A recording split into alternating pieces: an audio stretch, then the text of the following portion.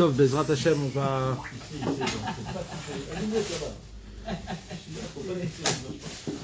on va commencer Bezrat Hashem.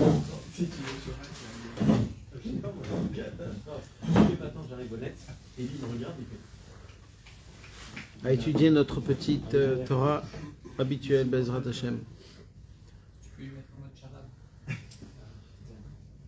Torah numéro 10. On est arrivé dans le Seif Ret.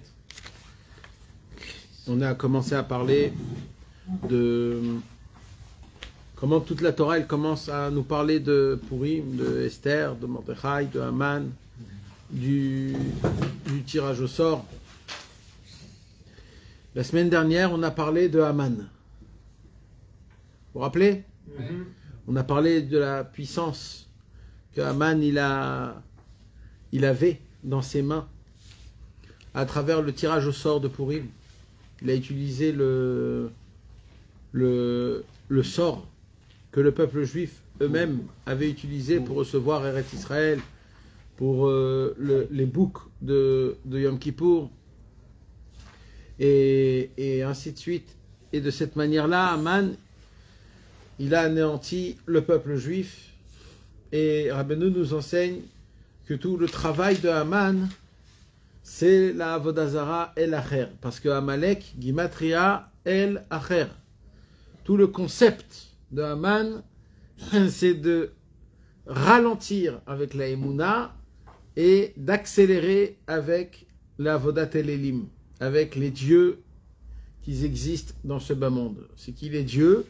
C'est le pouvoir, c'est l'argent, c'est les manipulatrices, c'est les gens avec des forces, des pouvoirs.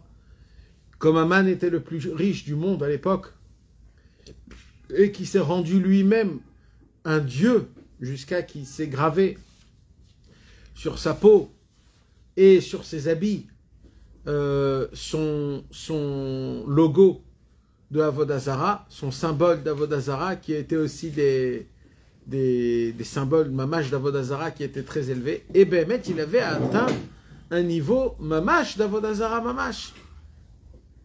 Et en tant que Haman Amalek, il a fait ce que Haman Amalek devrait faire, c'était d'anéantir le peuple juif à travers la Emouna. Et il a réussi que toutes les personnes qui étaient en face de Haman se prosternaient de lui, même les plus grands, même les plus importants, et ainsi de suite. Donc Haman a fait rentrer dans le monde la Avodat El Elim.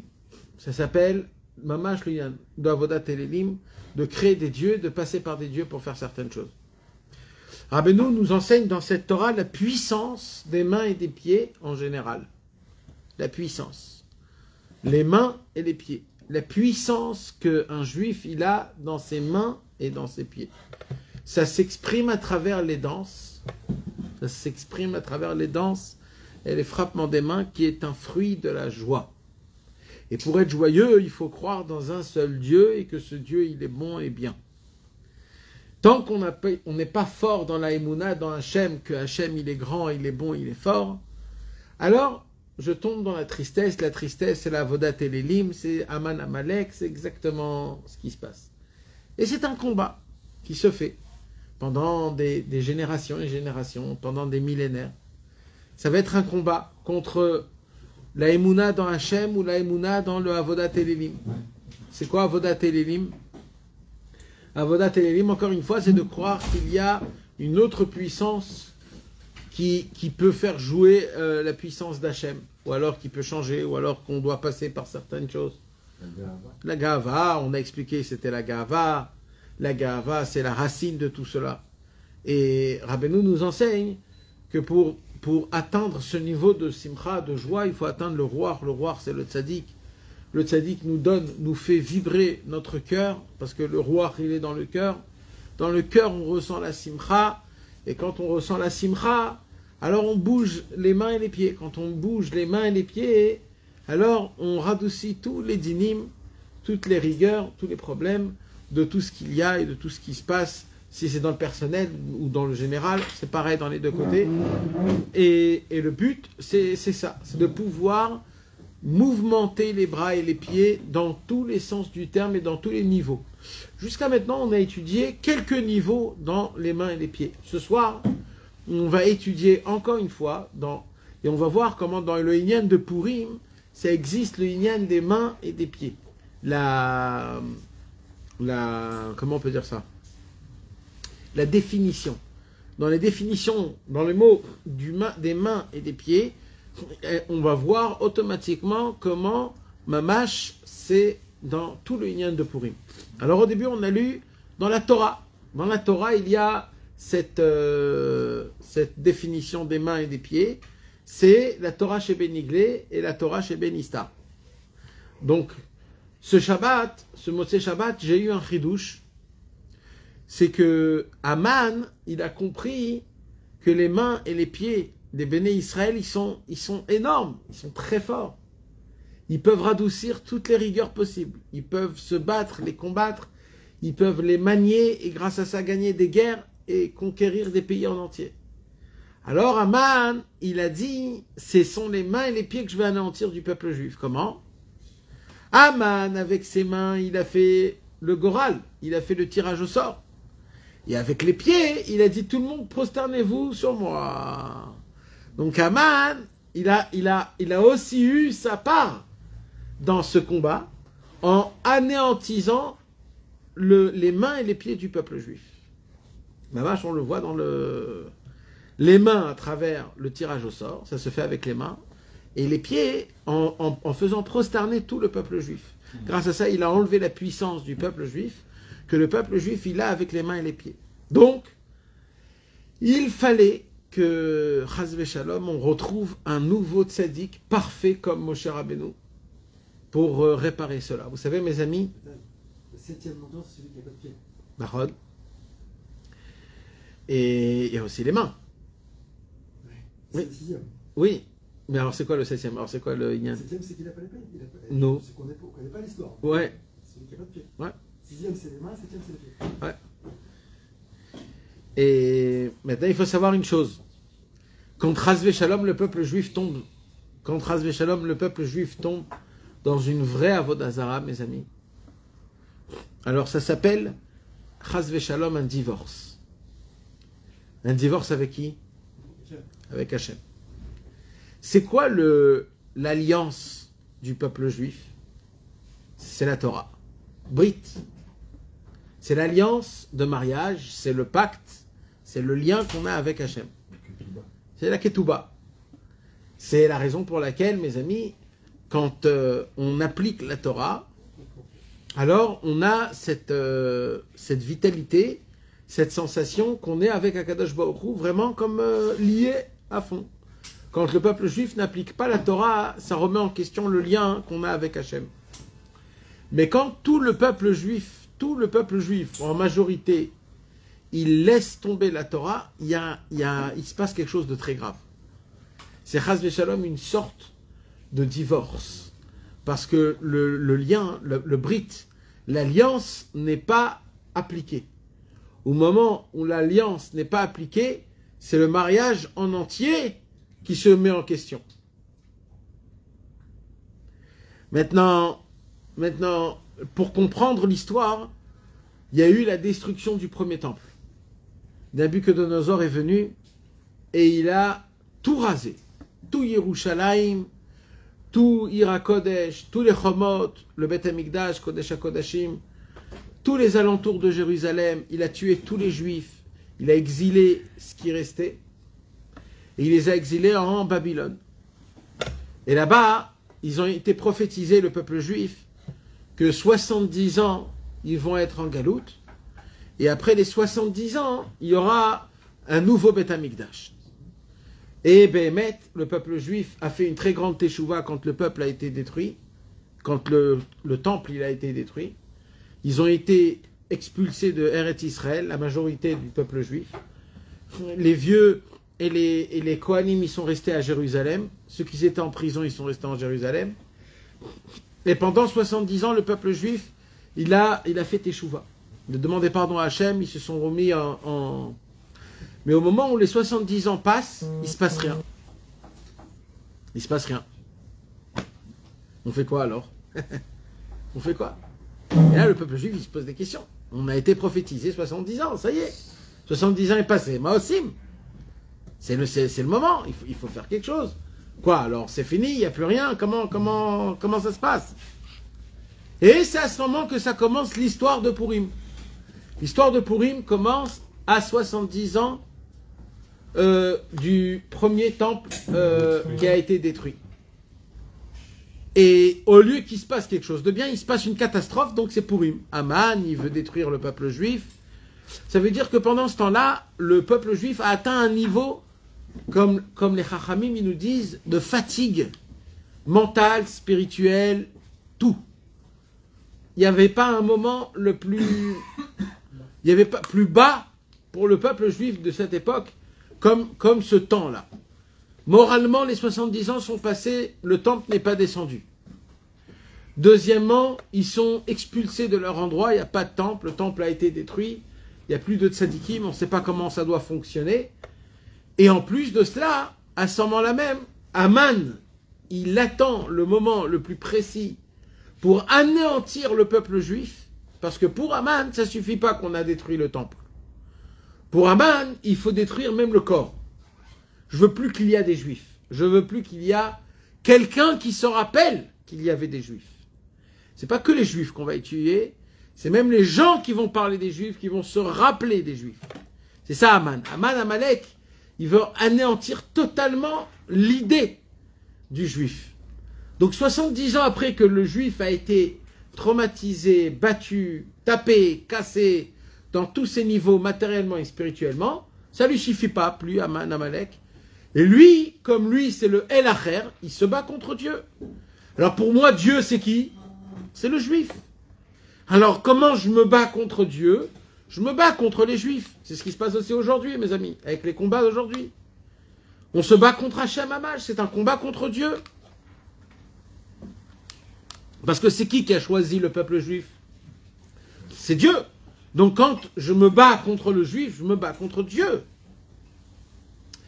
Et Aman, il veut exterminer tout. Là, le Midrash nous raconte que Mordechai a commencé à prier à Hachem et il a appelé Eliyahu Hanavi.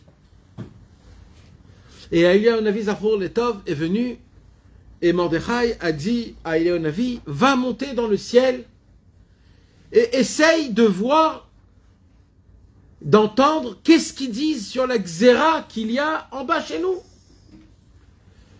Alors, Eliyahu Hanavi, il monte dans le ciel et il va chez Akadosh Baruch Hu et il dit à Hachem, je suis l'envoyé de Mordechai, il y a une xéra très forte en bas, on veut savoir, c'est quoi cette xéra? Est-ce qu'on peut l'enlever? Est-ce qu'on ne peut pas l'enlever? Est-ce qu'elle est réelle? Est-ce qu'elle n'est pas réelle? Il faut savoir.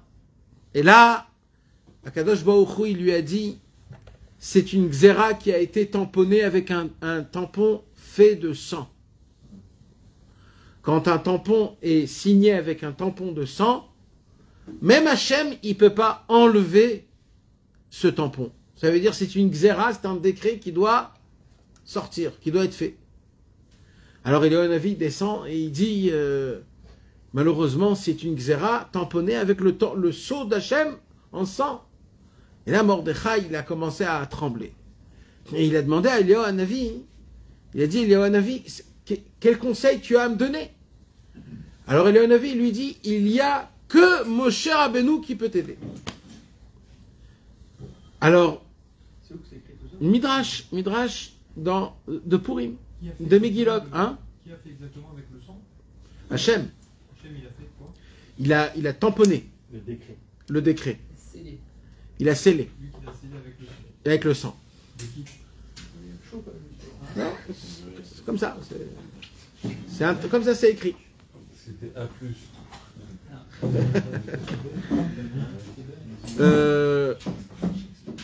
Alors, il faut comprendre, mes amis, qu'on est tout frais avec la destruction du temple. Il faut comprendre que ça fait partie des concepts. C'est le peuple juif, il est allé manger dans la Séouda d'Achashverosh avec des femmes qui défilaient avec des habits du Kohen Gadol. ils mangeaient dans des ustensiles du Beth Amikdash, ils buvaient des vins qu'ils étaient âgés d'âge, chacun en fonction de son âge. Un mec, il avait 45 ans, on lui donnait un vin de 45 ans. Voilà. Avec l'Ashgara, Badat, Saïda, Haredi, tout comme il faut, vas-y, kiffe. Et eux, le peuple juif, ils se sont dit, enfin, on est reçu d'un autre pays, d'un autre... Et ils se sont complètement laissés aller, quoi. Ça veut dire que c'était une catastrophe. C'est une vraie catastrophe. Et donc, Akadosh Baruch Hu, il a dit, écoute, ils comprennent pas, le peuple. Ils comprennent pas, il y a un problème, ils comprennent pas. Eh ben, qu'est-ce que tu veux que je fasse? Eh ben, la Xéra, elle a été scellée. Donc, Eliyahu lui dit, il n'y a que Moshe Rabbeinu qui peut t'aider. Comment? Il pose la question de Mordechai. Il dit, Moshe, il va prier en haut, et toi, tu vas prier en bas. Il lui dit, mais moi, je veux savoir ce que Moshe, il dit pas ce que toi, tu dis. Alors, il montre Eliyahu dans le ciel, en haut, et il va chercher Moshe Rabbeinu. Où il est, Moshe Rabbeinu? Et il commence à chercher Moshe Rabbeinu. Moshe, le Midrash, il dit, Eliyahu Navi, il est allé dans tous les bâtés Midrashot, il est allé dans tous les Chalot. Il n'est pas là, Moshe. Où il est, Moshe? Moshe.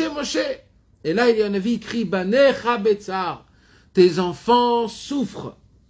Tout de suite, Moshe Rabbeinu est venu, et il lui a dit, qu'est-ce qui se passe? Il a dit, voilà, il y a une Xéra, Aman Amalek, ce qu'il a fait à ton époque, il veut faire à son époque.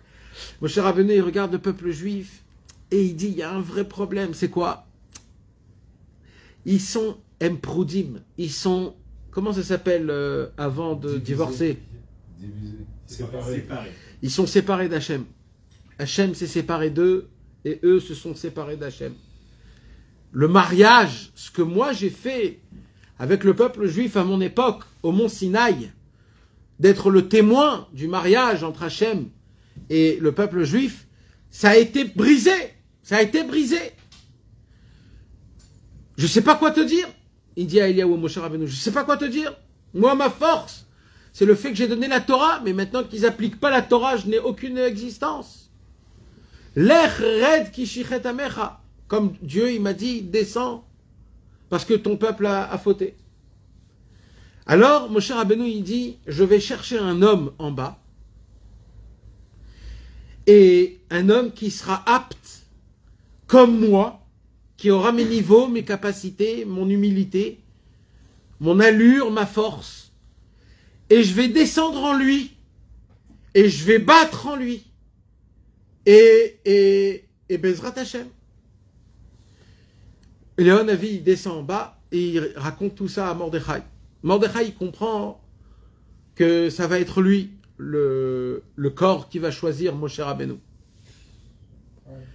Moshe Rabbeinu et Mordechai, ils vont faire un pacte, ils vont se mettre en un.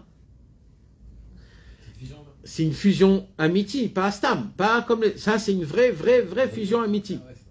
Moshe Mordechai.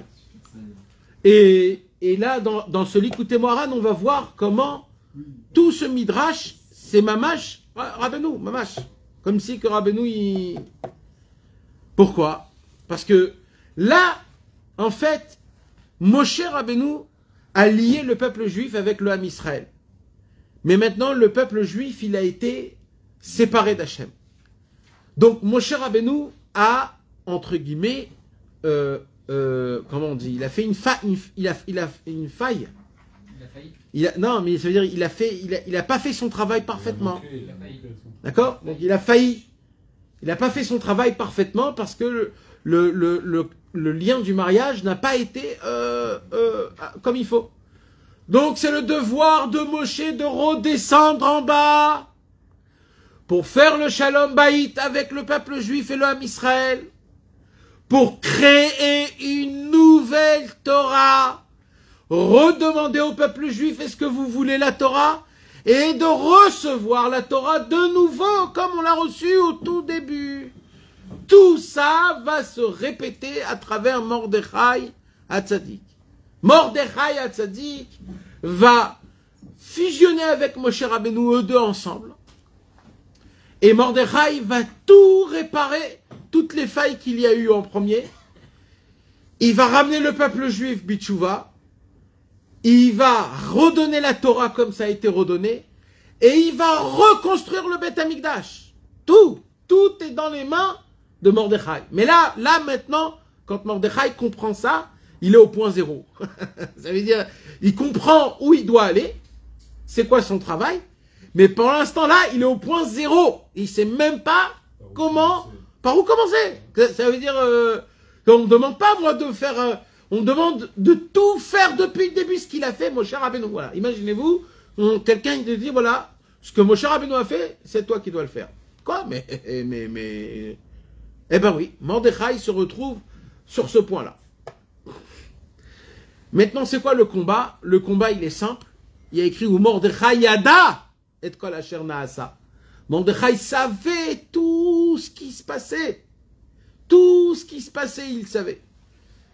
Le travail de Haman, c'était de nous enlever notre Dieu, d'enlever Hachem, d'enlever la Emouna, d'enlever cette tmimout, cette simplicité, cette pshitout, comment on appelle ça, mes amis? Cette pureté de l'inverse du mensonge, de l'inverse du rusé, de l'inverse de la vraie tmimout, de la simplicité, du bon sens, de l'innocence, exact. Baruch atah Adonai, Eloheinu melech haolam, she'akol niya bidvaro. Amen. Rabbeinu, c'est Chavran. C'est eux? Chavran, Rabbeinu. Ken. D'accord? Et maintenant, le Inyan, c'est quoi? C'est que Mordechai, il ne pourra pas faire tout seul le travail. Il faudra qu'il y aurait Esther. Il faudra qu'il y aurait Esther. Maintenant, pour que Mordechai et Esther puissent faire ce que Moshe Rabbeinu il a fait, Rabbeinu va nous prouver, dans le Likutei Moharan qu'on va étudier, comme quoi les seuls aptes au monde pour faire ce que Moshe Rabbeinu a fait, c'est que Mordechai et Esther.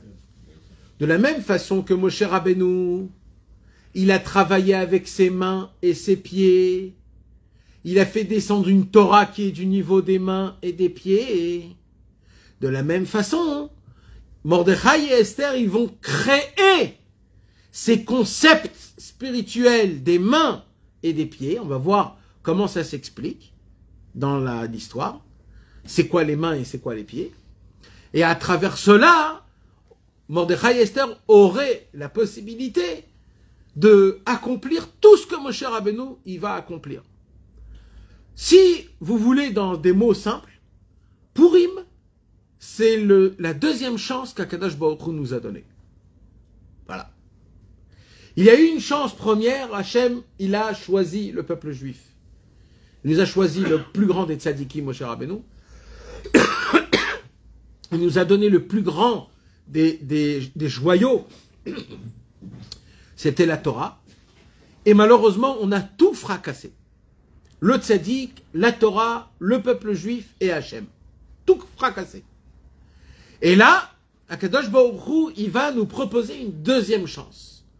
Et à travers cette deuxième chance, il faudra qu'on divorce de la Avodat Elelim. Il faudra qu'on réclame la Torah, parce que nous on l'a jetée. Donc c'est plus Hachem qui doit nous la donner comme au Mont Sinaï.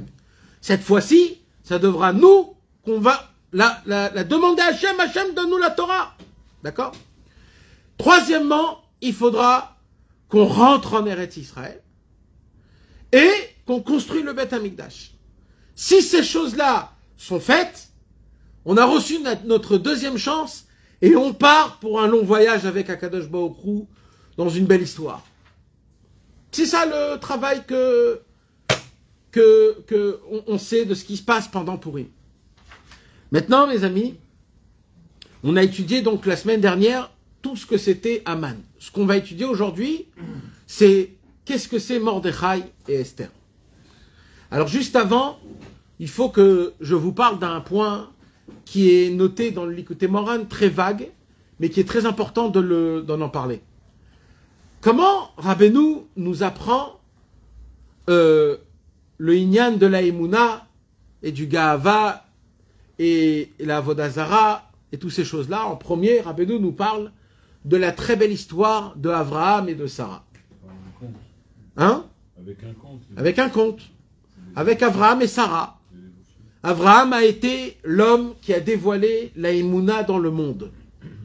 L'homme qui a rendu fou le monde entier, qui va créer le peuple juif, que le peuple juif, c'est de croire dans un seul Dieu unique, que c'est lui qui a tout créé, tout par sa volonté, et tout vient de lui, tout est bon, tout est un, tout est parfait. Et il y a un deuxième concept, c'est ce que le monde croit, c'est le monde de la force, le monde de je pense, je suis, je crois, je bâtis, je bats, je conquis, j'enseigne, j'étudie. C'est toujours le je fais. D'accord? C'est la force, c'est le pouvoir. C'est plus un homme il a des capacités et des pouvoirs, plus il n'est pas dépendant de Dieu ou de quelqu'un d'autre, et c'est lui le Dieu. Ça s'appelle Avodat Elelim. C'est ça d'avoir plusieurs dieux. Chacun il a ses plusieurs dieux. Le dieu de la débauche, le dieu de l'argent, le dieu des honneurs, le dieu du plaisir, le dieu des aliments. Ce sont des dieux. Chacun il a plus fort ou moins fort dans sa vie. Quand Abraham Avinu est rentré dans le monde, il a fait une croix dans tous les pouvoirs du monde. Il n'y a plus de pouvoir. Il n'y a plus rien. Tout celui qui croit qu'il est fort, il n'est pas fort. C'est Dieu qui lui donne de la force. Tout celui qui croit qu'il a de l'argent, c'est pas lui qui a fait de l'argent, c'est Dieu qui lui donne de l'argent. Et il y a une raison pour cela. Et cet argent ne doit pas être que pour lui, elle doit être dispersée. Et ainsi de suite. Abraham Avinu a terrorisé le monde quand il a pensé de cette manière-là. Et il a créé, Dieu il s'est dévoilé en lui, et il a dévoilé Dieu dans le monde. Donc le symbole de la Emouna, c'est Abraham, et le symbole, et c'est quoi le fruit de la Emouna, mes amis? Le fruit de la Emouna, chez une personne, chez quelqu'un, c'est la tfila. Le fruit de la Emouna, c'est la tfila. Si j'ai de la Emouna, je prie. Si j'ai pas d'Emouna, je ne prie pas. La Emouna, elle doit être avec la simcha, vadaï. Mais le fruit de la Emouna avec la simcha, c'est la tfila. C'est qui donc la tfila? C'était Sarah Imenu. Il y avait Abraham et Sarah. Abraham et Sarah, c'est Emouna tfila. Abraham Avinu, il descend en Égypte. Quand il descend en Égypte, Abraham Avinu, il a très peur. Il a très peur de qui? Des Égyptiens. Pourquoi tu as peur des Égyptiens? Parce que les Égyptiens, ils sont pas beaux. Comme ça, il dit Rashi. Ils sont noirs, ils sont mauvais de peau. Comme ça, il dit Rashi. Et Sarah est très belle. Et il a très peur, Abraham Avinu, que quand Sarah, elle va venir en Égypte, elle va être kidnappée. Alors maintenant, en langage de Rabbeinu, les Égyptiens, ils sont dans le néant total de ce que c'est la prière. Parce qu'à l'époque, les Égyptiens, c'était l'Empire. L'Égypte était l'Empire. C'était eux les plus sages, les plus forts, les plus avodazara, les plus sorciers. C'était eux. C'était l'Empire mondial dans le monde, c'était l'Égypte. Mais eux, avec toute leur grandeur, quand eux, ils vont découvrir la tfila. C'est quoi la tfila? Ils vont tomber par terre, ils vont dire c'est pas possible ce truc-là. Et ils vont faire quoi? Il dit Rabbeinu, ils vont se la prendre pour eux, pour que personne n'a la prière. Pour que personne ne préoccupe la prière. Pour cacher la prière, pour que personne ne prie. On veut rester les plus forts. Si le monde va commencer à prier, on sera plus les plus forts. Alors, interdiction de prier. Abraham dit à Sarah, Sarah, si on va en Égypte, j'ai peur qu'ils te kidnappent. Rabbeinu, il explique. La Emouna, elle dit à la tfila, là on va rentrer dans la galoute. J'ai très peur que la galoute t'avale, toi, la tfila, et qu'à cause de la galoute, on prie plus. Et qu'est-ce qui se passe? Il va en Égypte, et elle se fait prendre. Avimelech prend Sarah. Et là, Abraham Avinu, il dit, en fait, quand Sarah elle est partie, j'ai plus de tfila. J'ai plus de tfila, ils ont pris la tfila. J'ai que la Emouna.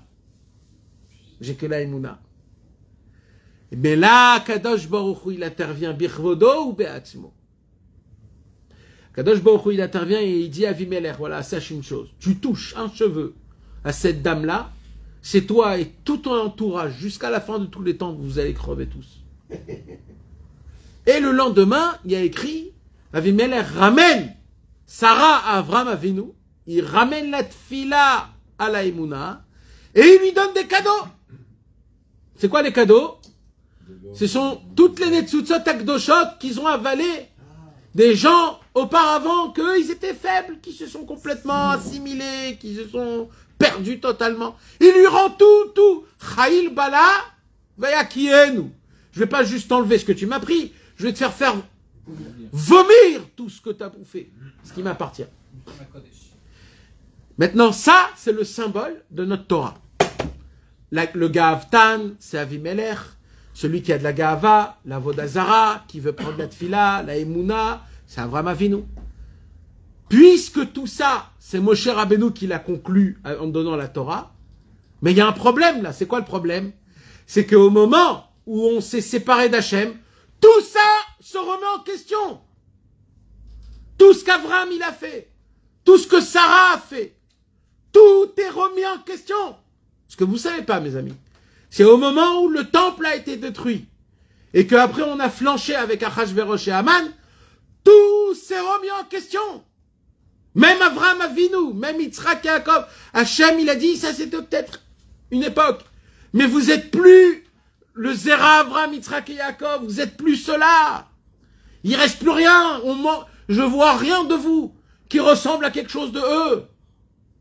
Et ça, Mordechai, Yada, et Kol Asher Naasa, ça, Mordechai, il entend dans le ciel, il voit dans le ciel comme quoi le néant, il est en train de grandir dans le ciel entre le peuple juif et Hachem Yitbarach.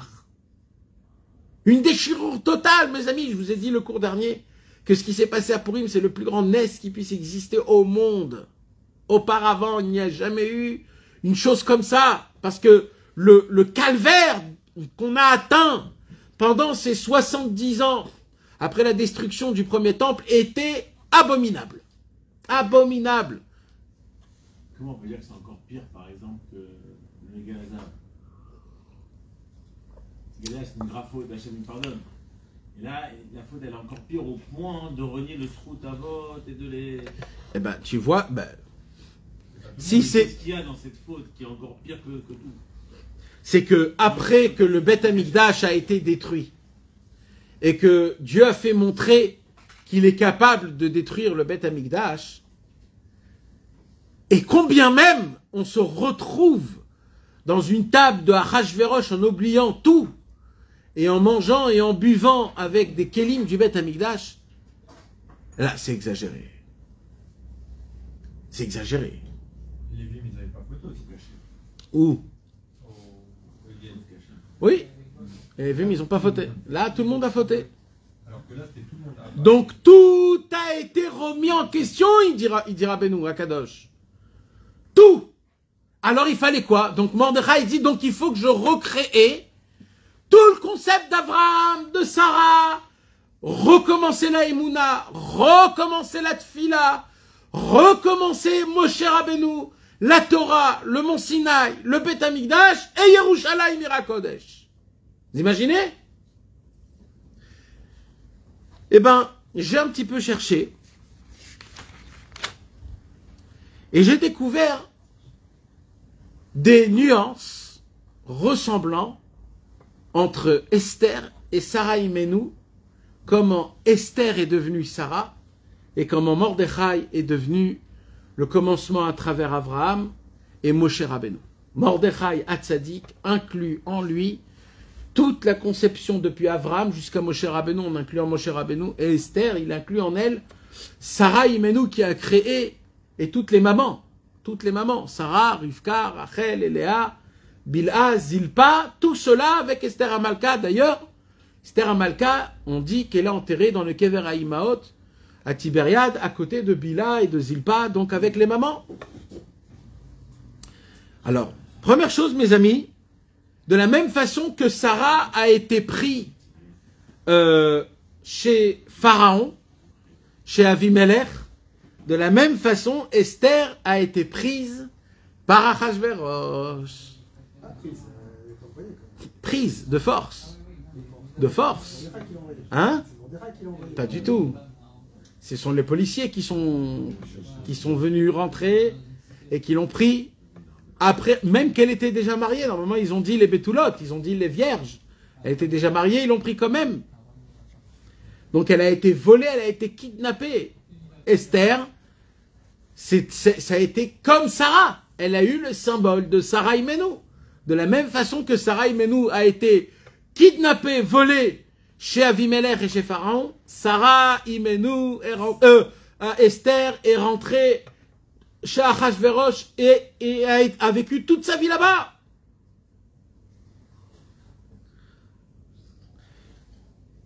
Il y a écrit que Sarah,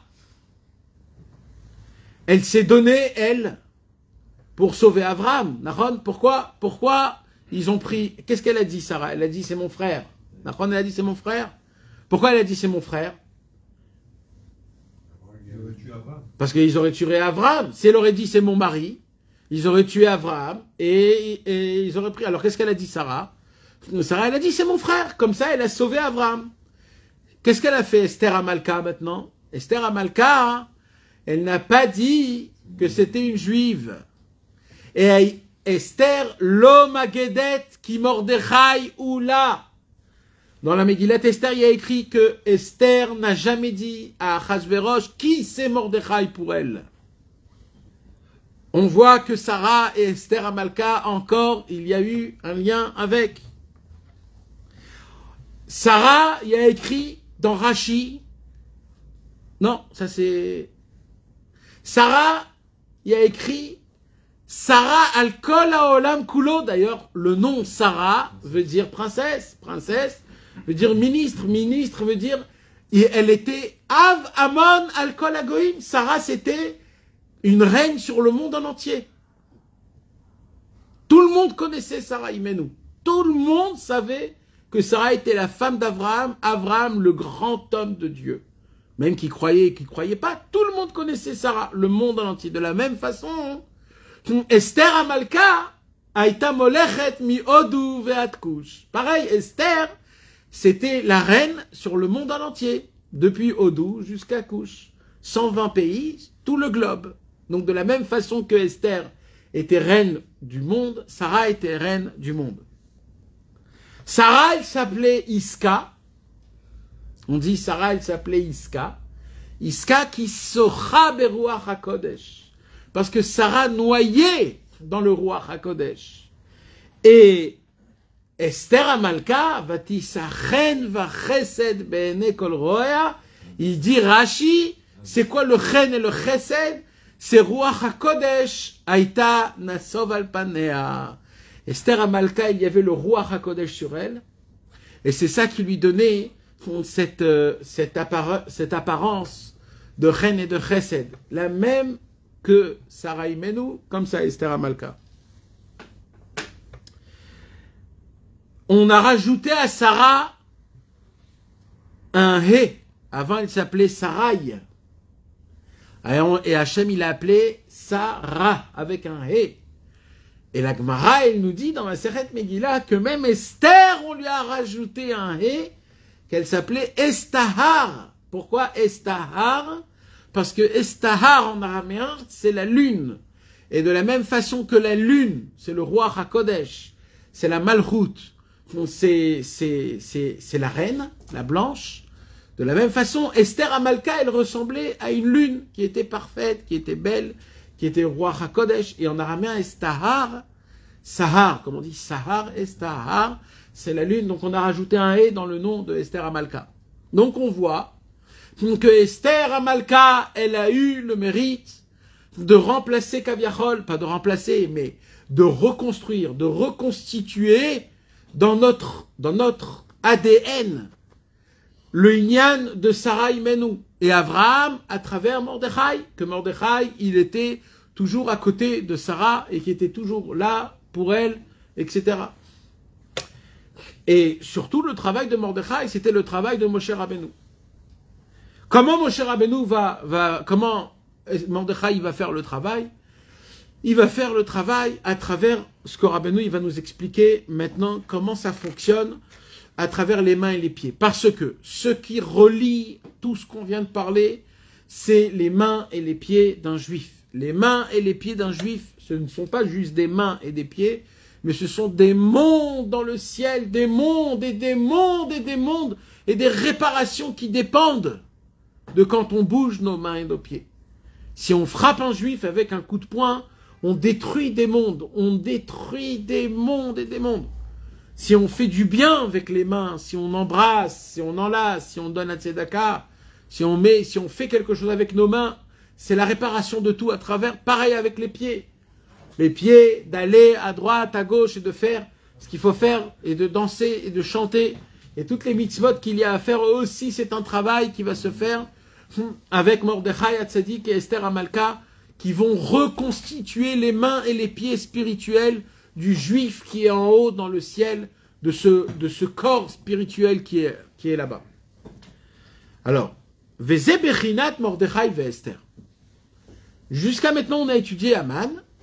Maintenant, dans la page 23. Maintenant, on va étudier le secret de Mordechai et de Esther. Veze Bechinat Mordechai ve Esther. Tout ce qu'on a étudié au sujet des mains et des pieds qu'on a vu dans la Torah, que dans la Torah il y a les mains et les pieds. C'est quoi les mains et les pieds? C'est la Torah chez Beniglé et la Torah chez Benistar. Ce sont deux fonctions, deux dimensions qui existent de la même façon qui existent dans notre corps à nous. Et on a vu que Haman, il a anéanti les mains et les pieds. C'est quoi anéantir les mains et les pieds de la Torah? C'est d'être kofer dans Hachem. C'est d'enlever la émouna dans Hachem. Alors il fallait rebâtir les mains et les pieds. Alors Mordechai et Esther, ils ont pris sur eux de rebâtir les mains et les pieds. La racine, quand je dis les mains et les pieds, mes amis, vous voyez de quoi je parle? La racine de ça, c'est qu'on puisse atteindre en fin de compte, à la fin du système, c'est qu'on puisse atteindre une simcha jusqu'à qu'on chante et qu'on danse. C'est ça là. Pour créer cette simcha, il faut anéantir la gava, enlever la avodazara, avoir de la émouna, s'attacher au tzadikim, briser la gava, et grâce à ça j'ai de la simcha, de la Torah, et après je peux chanter et danser. C'est tout un système qui est très long. Mais maintenant ce système-là, on va voir que Mordechai et Esther, ils vont le créer à travers la fête de Purim, qui va être la racine de toute l'année, de la simcha de toute l'année. Alors, on va voir comment Rabbeinu il le déploie. Alors, Veze Bechinat Mordechai ve Esther. Mordechai, il dit Rabbeinu, dans le mot Mordechai, il y a le mot Mar Dror. Mar Dror. C'est une Gemara dans Masechet Chulin. Regardez dans le petit 56 en bas. C'est le moment où Akadosh Baruch Hu, il demande de faire des kétoret. D'accord?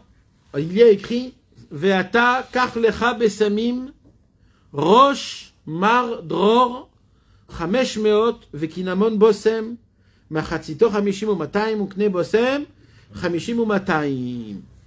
La Gemara, elle pose trois questions, la Gemara.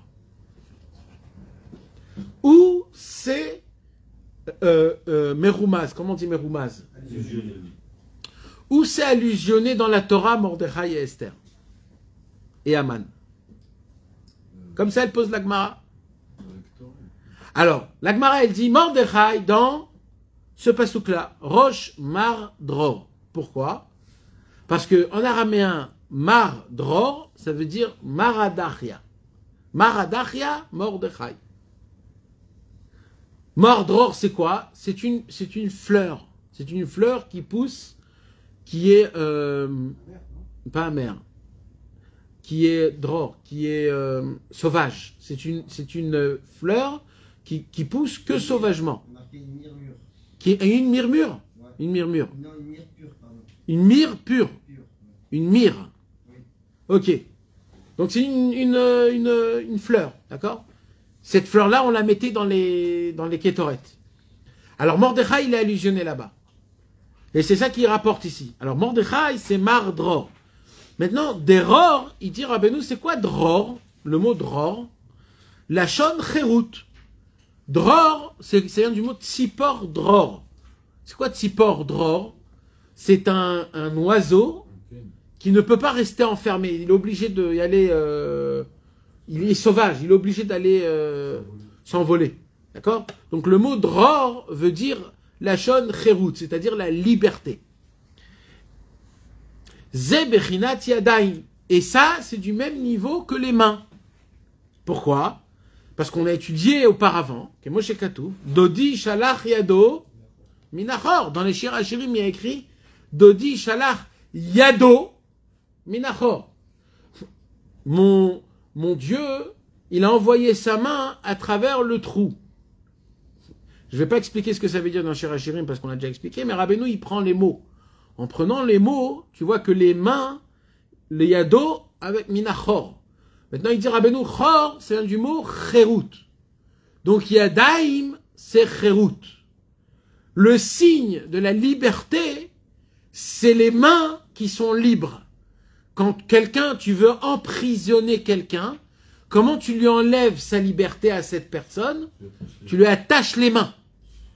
Maintenant, quand tu attaches les mains, il se passe quoi? C'est quoi? Ferme-lui le nez. C'est quoi le inyan d'attacher les mains?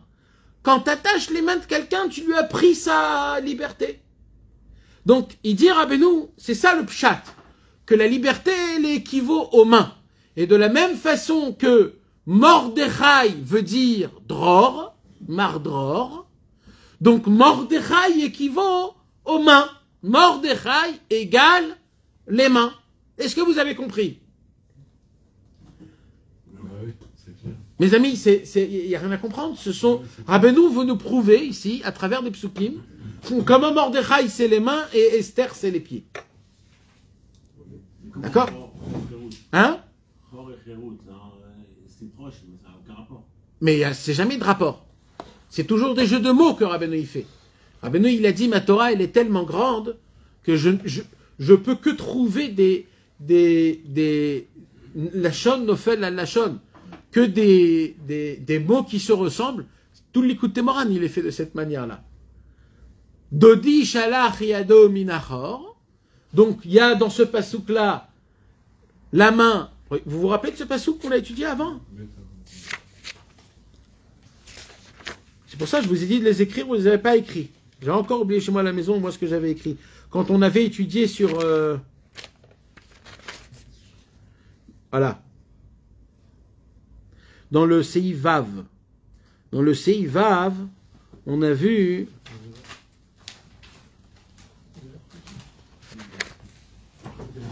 Dans la page 20.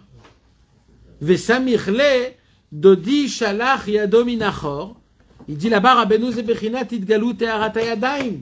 C'est quoi yado minachor? C'est là-bas le premier concept du processus des mains.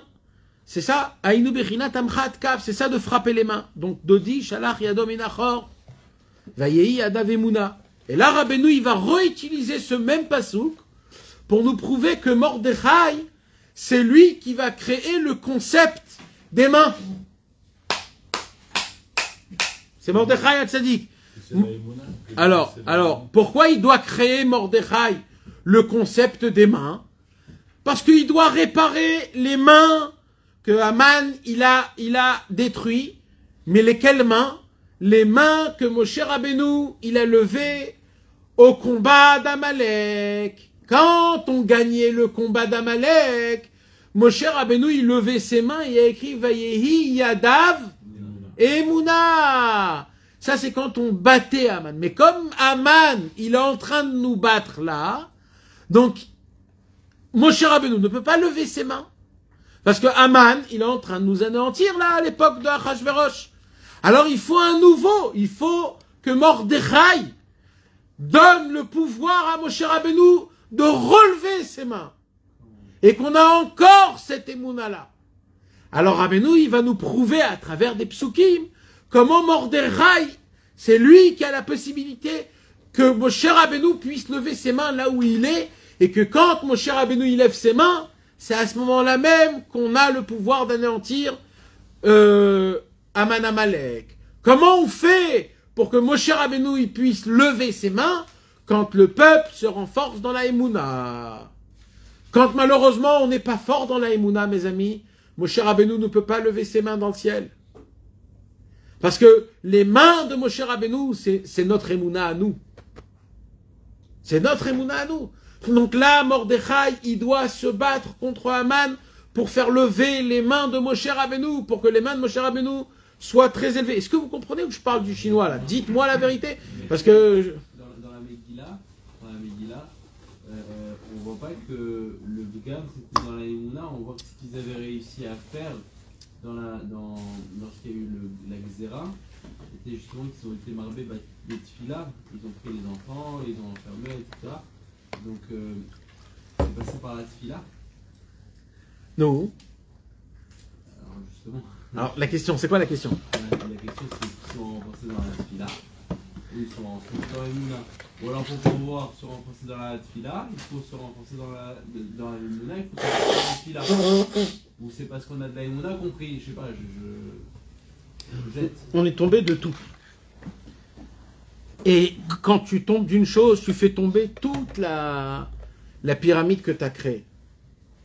Et on a atteint un niveau où on a perdu tous les cadeaux qu'Avraham, Yitzhak et Yaakov et Moshe et Aaron et Yosef et David nous ont donnés. Tout.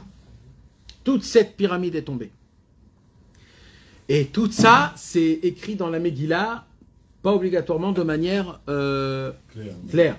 C'est la Gemara qui donne des drachot dans ma Masechet Megillah et qui donne des explications sur chaque chose. Mais sur le pasuk où Mordechai Yada et Kol Achar Naasa, la Gemara elle est dorechet des drachot arukot pour nous dire que Mordechai il comprenait en détail, en profondeur, tous les kilkulim qu'ils étaient en train de se faire.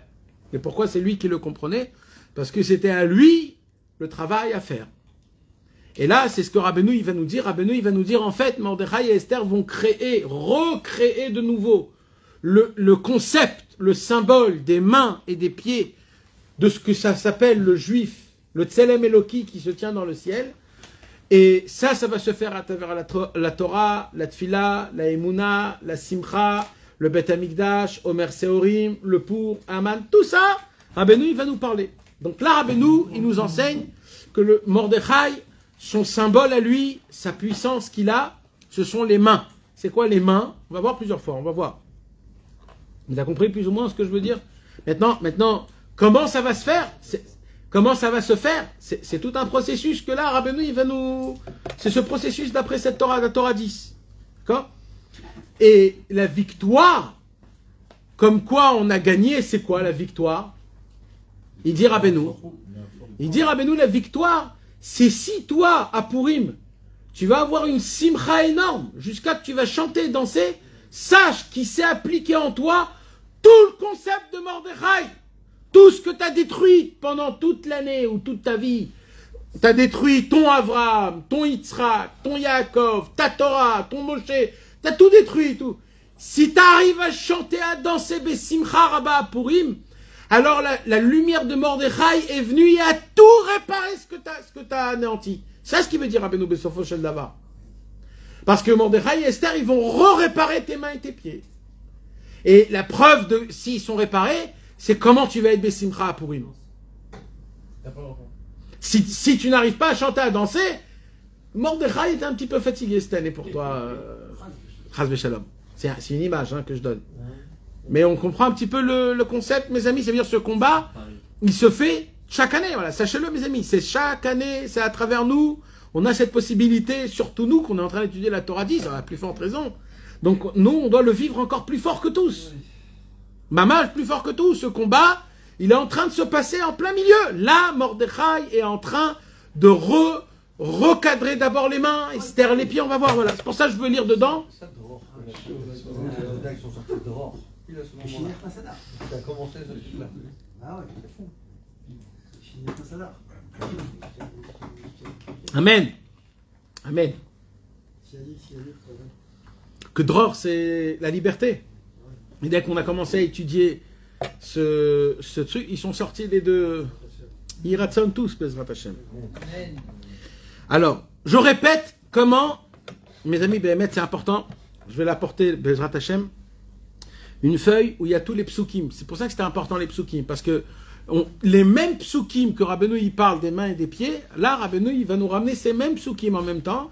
Il va nous prouver sur les mêmes psukim comment ça fonctionne avec Mordechai et Esther. C'est pour ça que c'est super beau.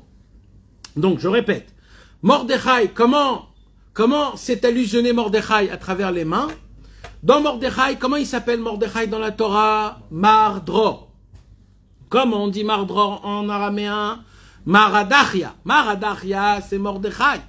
C'est quoi Dror? Il dit Rabbeinu, Dror lachon cherut. Cherut, c'est-à-dire la liberté. Pourquoi? Parce qu'il y a écrit Dodi shalach yado minachor. Il dit Rabbeinu, Dodi shalach yado minachor. Comme il y a le mot yad avec le mot cherut. Cherut, c'est Mordechai. Donc Mordechai est allusionné à travers les mains. Todarabah. Ok mes amis, donc ça c'est déjà un point. Nachon, c'est un point ça? On peut avancer dans ça? Ze bechinat yadayim. Donc ça c'est le niveau des yadayim. Kemoshe katuv dodi shalach yado minachor kanad. Maintenant Esther. Ve Esther ou bechinat shokain. Esther ce sont les pieds. Comment Esther c'est les pieds? Alors là c'est très simple. Ma yerer baseter. La hanche mes amis. Les pieds. C'est quelque chose qui est toujours qui est recouvert. Et le mot Esther en elle-même, ça veut dire caché. Seter. Donc, il y a Mordechai et il y a Esther. Dans le mot Mordechai, il y a les mains. Et dans Esther, il y a les pieds. Donc Rabbeinu nous apprend, nous enseigne que Mordechai et Esther ont la possibilité de reconstituer, de réparer les mains et les pieds qui ont été battus, anéantis à travers Aman Amalek pendant tout ce temps-là. Et le tikkun de Purim, c'est de réparer les mains et les pieds. Les mains et les pieds, ils fonctionnent quand on a la Emouna, quand on a la Simcha, quand on a le Tzadik, et Chas Shalom, quand on tombe dans la Avodah Zara, Avodat Elelim, El Acher, Gava, on tombe dans Aman Amalek, on tombe dans on n'a plus les mains et plus les pieds. C'est des secrets énormes, mes amis. Vous me regardez comme si que... C'est des secrets énormes, les mains et les pieds. C'est des secrets énormes. Qu'est-ce que ça veut dire, les mains et les pieds? C'est pas juste les mains et les pieds. Tout ce que ça peut... C'est énorme. C'est énorme, mes amis. Les mains et les pieds, c'est des concepts que si j'aurais le temps, je me serais assis et je vous aurais... Mais il faut avancer dans l'écoute Moharan.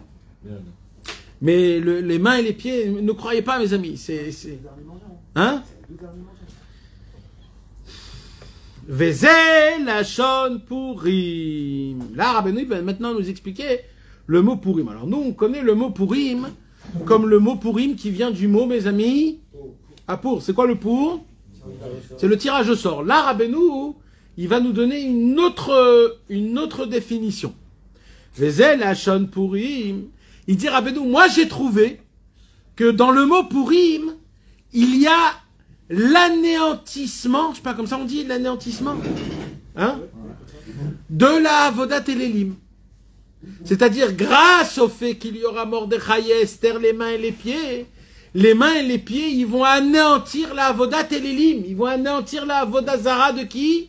De Aman Amalek. Et au moment où il va anéantir la Avodah Zara de Aman Amalek, là on pourra commencer à reparler d'un nouveau lien dans lequel on pourra se remarier avec Hachem et re-avoir tout ce qu'il faut. Alors il dit Rabbeinu comment ça fonctionne. Vezé lachon Purim, Aïnou, bitou la avodat elelim. Purim, il dit Rabbeinu, ça veut dire annuler la avodah zara, annuler les idolâtres. Comment? Ma'akesher, Kemoshe Katu, comme c'est écrit, Rabbeinu il rapporte un passage dans Yeshaya où il y a écrit Pura darachti levadi ou me'amim en ish iti. Pura veut dire anéantir, les forères, c'est-à-dire les miettés, d'accord? Là on parle de quoi? Là on parle du grand jour où Akadosh Baruch Hu va anéantir toutes les autres nations.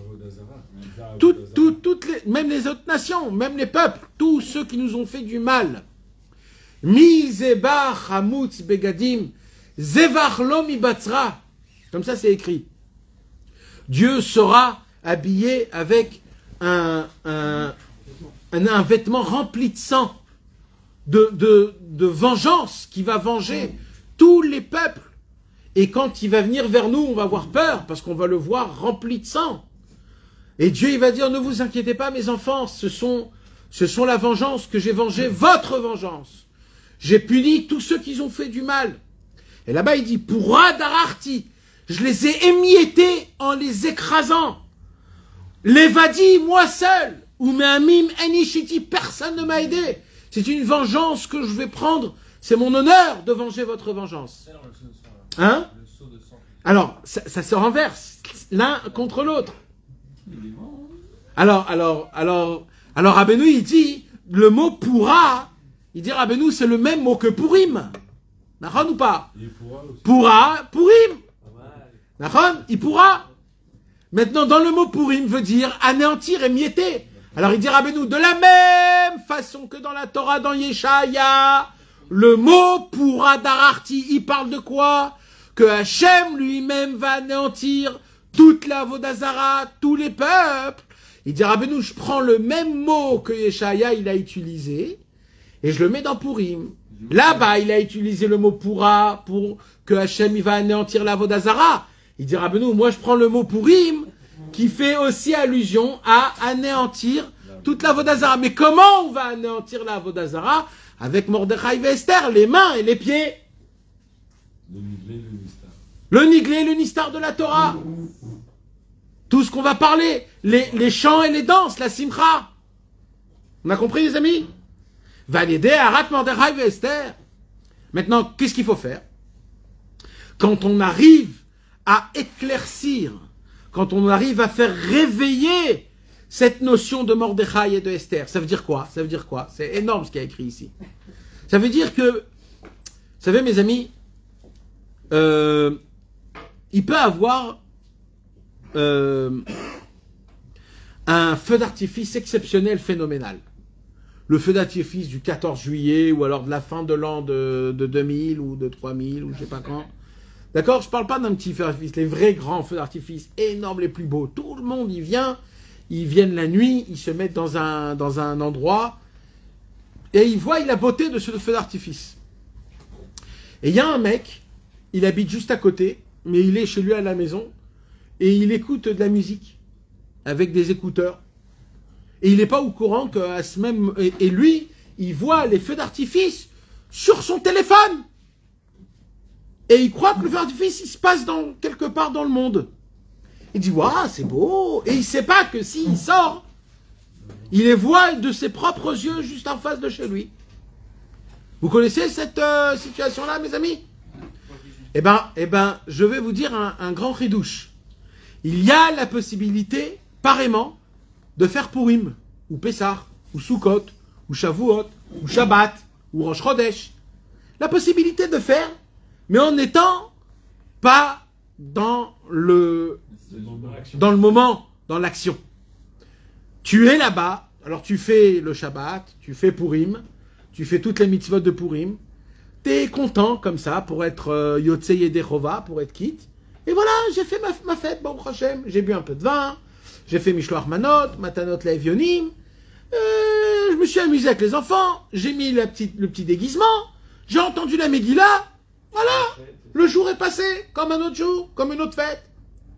Il dit, Rabbeinu, mais il y a une possibilité que le temps, il se plie devant toi, et que tu rentres avec Mordechai et Esther, dans là-bas avec Aman, où il y a les bataillons, où tu es là-bas en train de te battre, et t'es là-bas, mamash, les chants et les danses du Beth Amikdash, de la simcha de tout l'âme Israël, après que Purim a été fait, tu peux être là-bas, il dit Rabbeinu.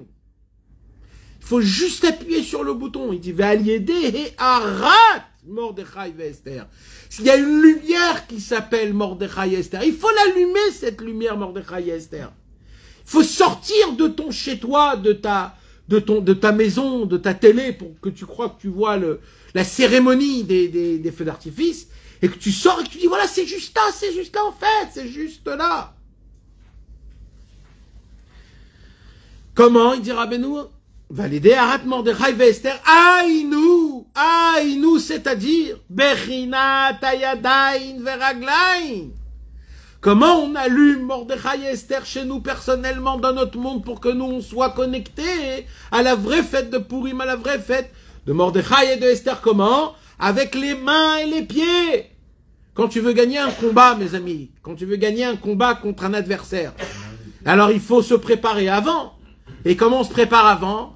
Tu montes dans le ring avec ton coach et il tape et toi tu le tapes et il tape et tu le tapes et il tape et tu le tapes.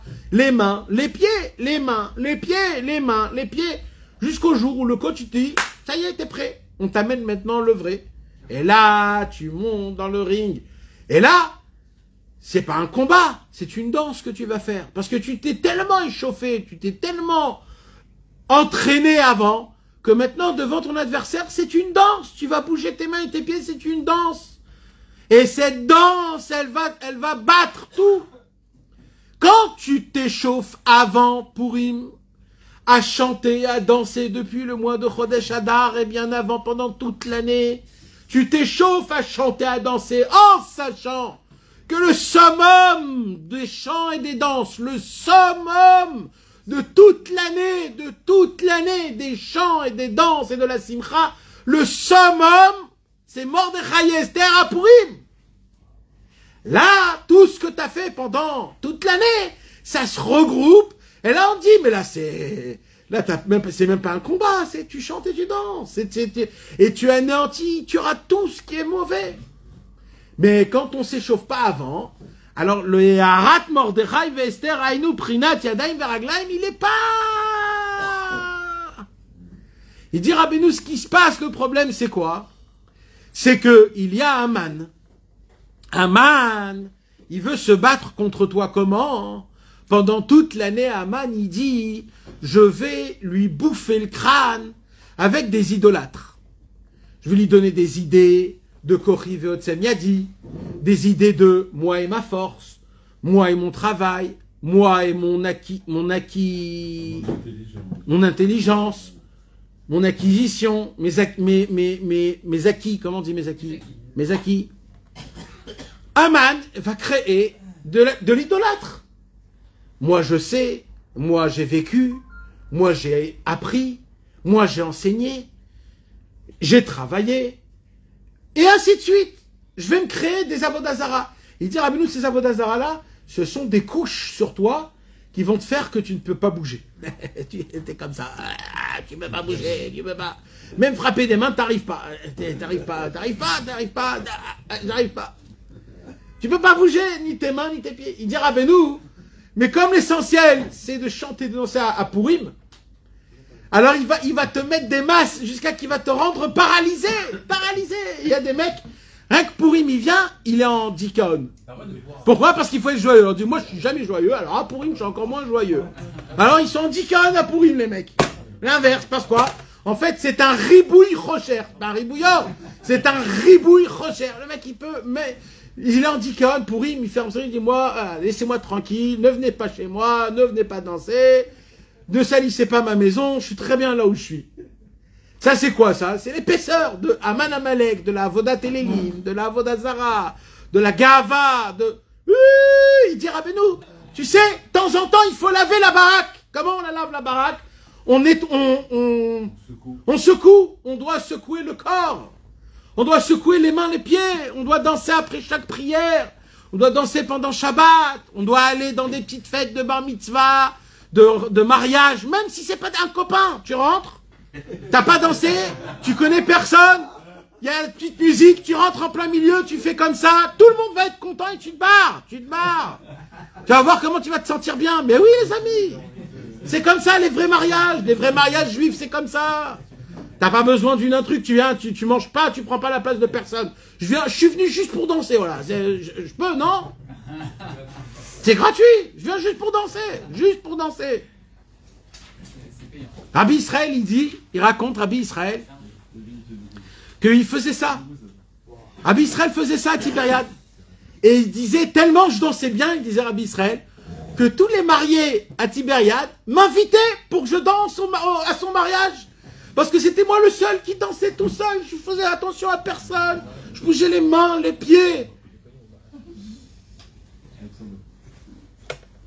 Et oui, et nous, on a besoin d'un ishour de vivre. Nous, on a besoin tellement, on est des... Alors, c'est pour cela, mes amis, c'est pour cela que quand il dit Rabbeinu, quand tu t'échauffes avant, en enlevant la Vodazara, comment t'enlèves la Vodazara? La Gava, en dansant et en chantant, la Simcha. Alors après, à Purim, c'est plus facile d'allumer Mordechai et Esther. En toi, tes mains et tes pieds. Parce que toute l'année, tu t'es échauffé. C'est le Imoun. C'est le Imoun, c'est l'échauffement. C'est comme ça. Il dit, Nitbatlu akfirot, venitrabe emuna baolam al yedem. Et alors, il dit, la Rabbeinu plus fort. Il dit, quand un juif, il fait ça, alors, il donne de la force à Mordechai et Esther de revenir dans ce monde-ci et d'anéantir tout le mal qu'il y a dans ce monde. Alors, regardez ce que Rabbeinu, il dit là, c'est énorme. C'est-à-dire quoi? Alors, écoutez bien. Il dit Rabbeinu comme ça. Quand un juif, il frappe des mains et il danse, qu'est-ce qui se passe en fait? Il dit la Rabbeinu. Il fait tomber la Il dévoile Dieu. À ce moment-là même si c'est en plein milieu de l'année, quand un homme il a des problèmes, il fait réveiller Mordechai et Esther. Même si c'est à Pessah, même si c'est à Shavuot, même si c'est à Tisha B'Av. À chaque fois qu'un juif il frappe des mains, il chante et il danse, il y a Mordechai et Esther qui se réveillent d'un coup. Ils disent, mais pourquoi on s'est réveillé? C'est pourri, non? Mais alors pourquoi on s'est réveillé? Il y en a un en bas qui danse, un Breslev qui chante et qui danse. Il dit Rabbeinu, et comme Mordechai et Esther ont anéanti totalement la Vodazara, donc la colère d'Hachem, donc les dinim, alors ils ont dit, le Nes de Purim qu'on a fait, on va lui faire à lui. Parce qu'ils nous ont réveillés, nous on est Purim. C'est ça l'amtakat adinim, il dit Rabbeinu. L'amtakat, quand un homme il frappe des mains et il chante et il danse, il est mamtik les dinim. Pourquoi? Parce que c'est Mordechai et Esther eux-mêmes, bichvodam ou beatzmam, qui vont faire un miracle de Purim personnel à la personne. Parce que les mains et les pieds, c'est Purim. Ça appartient à Purim. Toute l'année. Mais ça veut dire que ça appartient à Mordechai et Esther. C'est ça que Rabbeinu veut nous apprendre. Le concept des mains et des pieds, c'est Mordechai et Esther. Mordechai et Esther. Imagine-toi, tu as tes mains, Mordechai, tes pieds, c'est Esther. Quand tu les bouges, Bessimcha, tu les réveilles. Et quand ils se réveillent, ils disent, mais pourquoi on a été réveillés? Et là, on regarde, on lui dit là ça, et ils sont même petits que les dinim. C'est eux qui radoucissent tous les dinim. Alors il dit Rabbeinu, oui, imagine-toi, Purim lui-même, que tous les béné Israël, ils font réveiller Mordechai et Esther, la grandeur qu'il y a à Purim. Si toi aussi tu rentres et tu es mishtatef, tu t'inclus dans la simcha du Ham Israël, dans la simcha des tzadikim, dans Mordechai et Esther, tu anéantis totalement la Vodazara, parce que, en fin de compte, la Vodazara, c'est les dinim, c'est le charonaf. Charonaf. Quand il y a du charonaf, il y a des dinim. Mais Mordechai et Esther, c'est le bitou la Vodazara, donc la simcha d'Hachem, donc la emuna, donc la simcha, donc que des amtakot à dinim. Et ça, c'est que en frappant des mains et en chantant et en dansant. Encore une fois, Rabbeinu, il nous apprend ici comment le concept du temps, il n'existe pas. Toujours, Rabbeinu nous fait montrer ça, surtout dans l'Ikuta à la Chot. Mais là, dans l'Ikuta, on voit, Rabbeinu nous apprend comment faire Purim toute l'année. Comment on a la possibilité, mamash, de faire Purim toute l'année.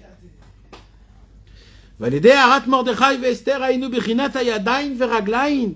Nitbatlu akfirot venitrabe emuna baolam al yedehem. Grâce à qui? Grâce à qui on anéantit la Vodazara dans le monde et on fait montrer que Hachem ou à Elohim? Grâce à qui? Grâce à ceux qui chantent et qui dansent Besimcha. Alors maintenant, je vais vous poser une question. Grâce à quoi Yitro est venu et il a dit Atayadati ki gadol Adonai vadonenu mikol Elohim, et qu'il y a écrit que le kavod d'Hachem Yitbarach a été élevé, sanctifié, multiplié à la fin. C'est grâce à qui? Oui, ça c'est le pshat, mais d'après notre Torah, grâce aux mains et aux pieds de Moshe Rabbeinu, qu'il a chanté et dansé quand il a reçu la Torah avec les malachim, malachet tzvaot idodun idodun. Grâce aux chants et aux danses de Moshe Rabbeinu, qu'il a dévoilé une Torah, que dans cette Torah, c'est une Torah de main et de pied, une Torah de simcha, pas une Torah de... C'est une Torah de simcha, une Torah qui fait bouger les mains et les pieds. Cette Torah-là, elle a fait amener. Pourquoi? Parce qu'il dit, ça a fait bouger les mains et les pieds de Yitro. Là, Yitro, il a bougé. Il est venu, il a dit, c'est ça. Ça, c'est la Torah, je la connaissais, mais une Torah qui t'amène à des chants et des danses, ça, je la connaissais pas. Et ça, là, je deviens juif pour ça. Mais il a, de toute façon, quand il a dansé, il a annulé tout ce qui était coffert. Donc il a annulé également Yitro, ce en quoi il croyait. Bon, exactement, c'est pour ça qu'il est venu. C'est ce qui s'est passé, c'est ce qu'il dit Rabbeinu. C'est les mains et les pieds de... Alors nous, on croit que c'est quoi? C'est juste. Il a entendu. Il n'a pas entendu. Il a entendu que toute la Torah, elle a été donnée à travers la simcha. Il a dit, quoi? Une idéologie, une religion qui amène et qui nous explique que le but de tout, c'est d'arriver à une joie spirituelle. Ça je veux, ça je cherche. Ça c'est Emet. Et c'est comme ça qu'il s'est rapproché. C'est le Nistar qui fait que la joie... Alors Rabbeinu dit les deux. Rabbeinu il dit Yadaim Raglaim, Nigle Nistar. Ça doit être les deux. Mais le cas du beau-père de Moshe, Yitro. de Yitro, c'est le Nistar qui l'a fait venir. Pourquoi Dafka le Nistar? Parce que au Shama, il a entendu. ok, il a entendu. Non. Mais c'est pas ça qui l'a fait bouger tout de suite. C'est après qu'il a déjà entendu que oui, c'est par... Il a entendu deux choses, il y a écrit là-bas. C'est quoi qu'il a entendu? Il y a écrit Milchemet Amalek, le combat d'Amalek, et Kriyat Yamsouf. De Moshe. Les mains en haut, les mains en bas. Alors, Ok. Milchemet Amalek, c'est les mains en haut, Vaïyada Vemuna. Et Kriyat Yamsouf, comment on marche dans la mer? Avec les pieds. Donc Rabbeinu, il dit, il a entendu deux choses. Il a entendu comment la Torah, elle se fait à travers les mains. C'est la mer ouverte qui l'a fait venir. Et c'est les deux. C'est les deux, il faut dire les deux. Parce que le Inyan que Rabbeinu, il veut nous apprendre ici, c'est que c'est un travail, que c'est les deux Dafka. C'est Dafka le Niglé, le Nistar, c'est Dafka. Alors, il y a une différence entre les mains et les pieds. C'est ce qu'on va voir ici, c'est quoi? C'est que comme les mains, ils sont proches du cœur, et que le Ikar du roi, il est dans le cœur, et que la Simcha est dans le cœur, donc dans les mains, il y a moins de problèmes. Mais le problème, c'est dans les pieds. C'est pour ça que dans les pieds, il y a le côté bien et le côté du mal. Dans les mains, il n'y a pas le côté des biens et le côté du mal. Dans les pieds, on a étudié, mes amis, qu'il y a le côté de Altevoeni Regel Gaava. Regel Gaava. Et il y a Rabbeinu, il rapporte qu'il y a un pasouk dans le Regel qui veut dire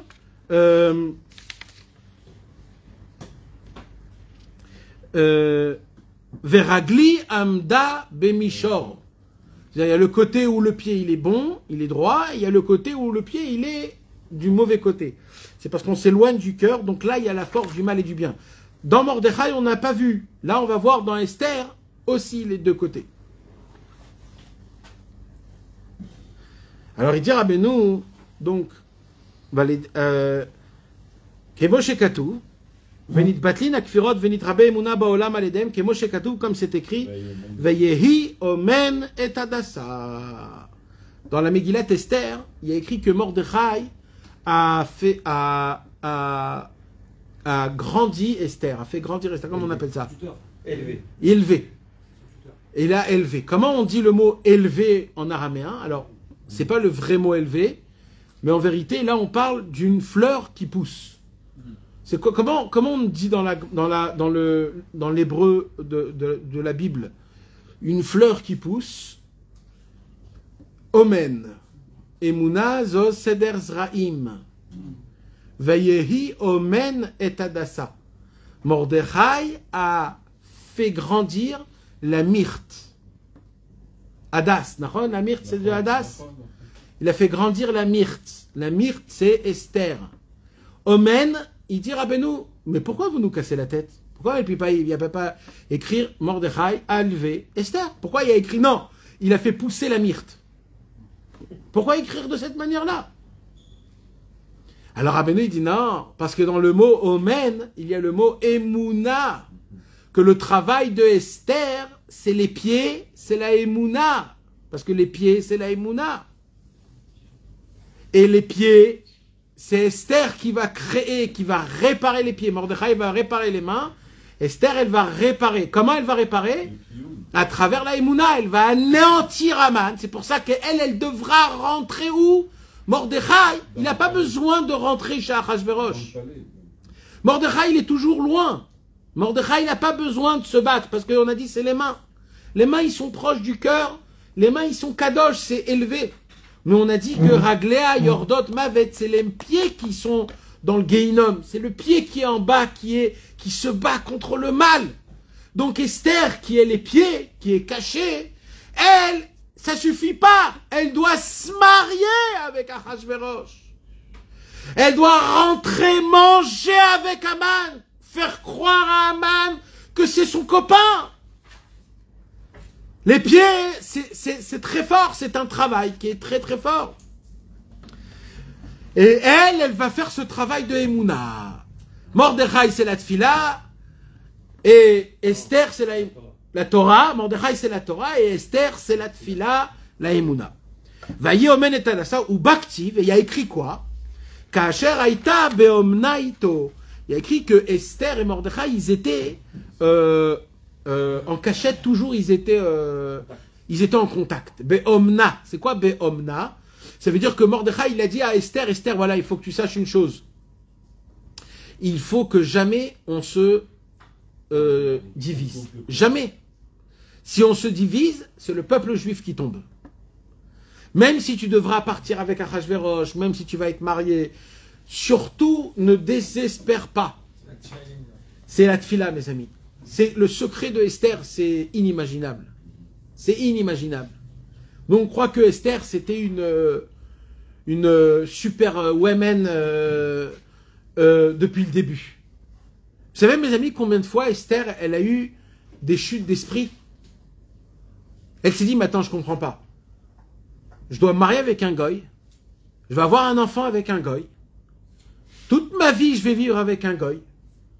Mon peuple, il est là en train de se dire, ouais, elle est pas dans la Xéra, parce qu'elle est mariée avec Achashverosh, elle vit la belle vie, elle a peur de rien. Ils l'ont mis de côté depuis tout le temps. Mordechai, qui était mon amoureux, qui était mon mari, qui était mon tuteur, mon rave, qui était tout dans ma vie pour moi. Il me voit avec Achashverosh. Je peux pas toujours être avec lui. Il doit me haïr, ne plus m'aimer. Mais est-ce que Dieu, il m'aime? Dieu, il m'aime pas. Je suis l'ennemi de Dieu. Un ennemi de Dieu, on fait ce qu'on fait avec moi. On m'éloigne, on me tue, on me jette, on m'écrase, on m'oublie. Vekacher avadeti. Avadeti. Elle dit la Gemara, pourquoi il y a écrit 2 fois avadeti? Baolam hazeh ou baolam haba. C'est pour ça que dans le psaume, il y a écrit l'amnatziach mizmor ala yelet hashachar mizmor Eli Eli lama zavtani. Elle a appelé 2 fois mon Dieu. Pourquoi 2 fois? Dans le olam hazeh, dans le olam haba. Le niveau des mains et le niveau des pieds. Pourquoi lama azavtani? Pourquoi tu m'as laissé? Moi, j'ai rien fait, moi. Tout ce qui s'est passé avec moi, c'est pas moi qui l'a voulu. Et c'est qui Esther, mes amis? C'est la tfila. La tfila, elle se sent en galoute. La tfila, elle comprend pas comment le peuple juif n'utilise pas la prière. Comment ça se fait qu'on la dénigre? Shlosha dvarim haomdim berumo shel olam kerum zulut livnei adam vebnei adam mezalzelin bahem. Ezeu davar, zeu tfila. La prière, c'est comme Esther, c'est comme Sarah, c'est comme la Emouna. Le peuple juif a délaissé la prière. Et nous, notre travail, c'est de se lever et d'aller prier. Chacun comme il peut. Teilim, écouter Tfilot, Itbo des doutes, dans son lit, dans sa chambre, sous son talit. avec son coussin. Mais il faut prier, il faut prier, il faut appeler Hachem, il faut appeler Hachem. Pourquoi? Parce que Aman Amalek, son travail, c'est de tout faire pour que on ne prie pas. Exactement pareil avec Pharaon. Pharaon a compris, si j'occupe le peuple juif en Égypte, qui n'ont pas le temps de prier, ils seront là avec nous tout le temps. Et il a réussi. Et là, Esther, elle doit réparer ce travail-là. Donc on voit, Mamash, que toute l'histoire de Esther et de Mordechai, en fait, c'est pas juste Mordechai et Esther. Ça veut nous dire des choses très élevées. On parle de la Torah, on parle de la Tfila, on parle de la Emouna, que Achashverosh, il a pris avec sa main, et que Haman, il a écrit Gam lichvosh et Amalka imi babait. Il a écrit que Haman a sauté sur le corps de Esther Amalka. Il a voulu, et le pire de ça, c'est que Haman, il a créé un bâton pour pendre Mordechai, un bâton qui faisait 50 amas. 50 amas. Dans le Midrash, il y a marqué que c'était un morceau du bateau de Noah. Qui était à Har-Ararat. Et là-bas, il faisait 50 amas. Et 50 amas, c'est quoi? C'est rare. C'était d'atteindre le niveau le plus élevé. Il a dit, j'ai atteint le 50e porte, ce que même Moshe Rabbeinu n'a pas atteint. Sur Moshe Rabbeinu, il a écrit, Vatechasreu me'at me Elohim. Moshe Rabbeinu, il lui manquait un niveau pour devenir le niveau 50. Il a atteint le 49 niveau. Quand il était au mont Sinaï, il a atteint le 50e. Quand on a fait le Vaudor, il a écrit Lech Red. Il dit le Hari Akadosh dans Priet Sraim, Lech Red du niveau 50 au niveau 49. Et c'est que à sa mort qu'il a atteint le niveau 50. Mais ça, Haman ne savait pas que à sa mort il a atteint le niveau 50. Donc lui dit j'ai fait un poteau de 50 niveaux, ce que Moshe Rabbeinu n'a pas atteint. Lui, il savait pas que Moshe Rabbeinu à sa mort il atteint le 50e niveau. Et hein? Ben Vadaï, Haman c'est le plus haut dans le date du mal. Le plus haut. Le plus haut de tous, dans toutes les histoires. C'est Amalek. Il connaissait toutes ces choses-là par cœur. Par cœur. Et il a utilisé ça contre nous. C'est pour ça qu'il a réussi au début. Kishnem em bechinat emuna vezenase aliede arouar. Donc tout ça, ça se fait à travers la rouar. Il y a le Tikkun Zohar qu'on a rapporté juste en bas. Celui qui veut le lire et le voir.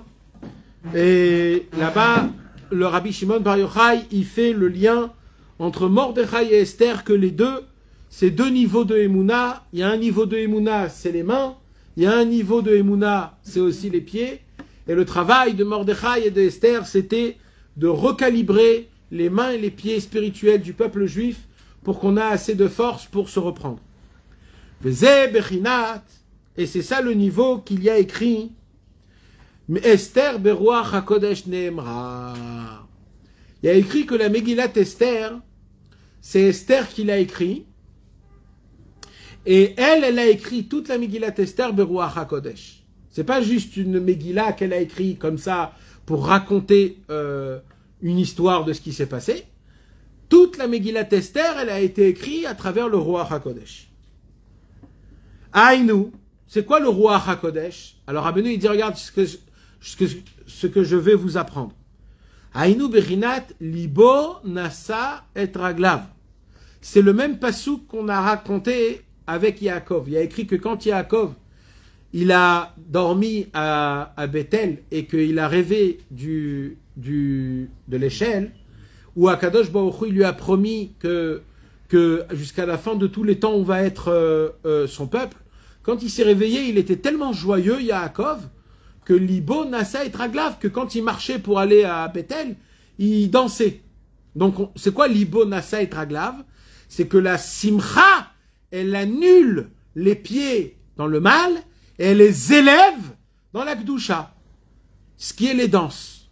Ki karakum taluiba, shubechinat raglin, c'est où que les goïms, ils ont une emprise chez les juifs. C'est où? C'est pas dans les mains, c'est pas dans les yeux, C'est pas dans la tête. C'est où que le Satan, il a frappé Yaakov? Dans la hanche, dans les pieds. Donc, c'est où que les goïms, ils ont de la force sur le peuple juif? C'est qu'au niveau des pieds. Il dit Rabbeinu, quand un juif, il danse, il saute, le gars, il n'a pas d'emprise sur lui. Il peut pas.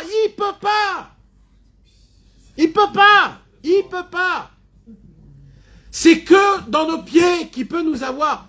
Quand un juif, il marche comme ça, en traînant ses pieds, c'est vraiment le juif qui est dans la galoute, qui marche comme ça, avec des boulets dans le pied. C'est la galoute, c'est ça la galoute. On ne peut pas aller nulle part, on veut sortir nulle part. On prie juste à côté de la synagogue, même si c'est des témanim ou alors des je sais pas où. Oh, faut se lever, il faut marcher, il faut aller. Le juif, c'était toujours un errant qui marchait. On marchait tout le temps, on allait. Le peuple juif, il était tout le temps avec sa canne, avec son manger à, comment s'appelle le petit...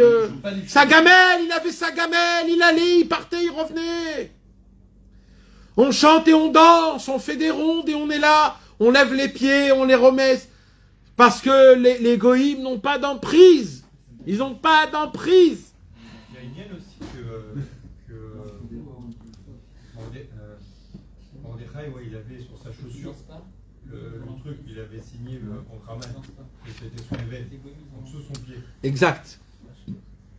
Le Midrash nous raconte que Aman, avant qu'il était Aman, c'était qui Aman?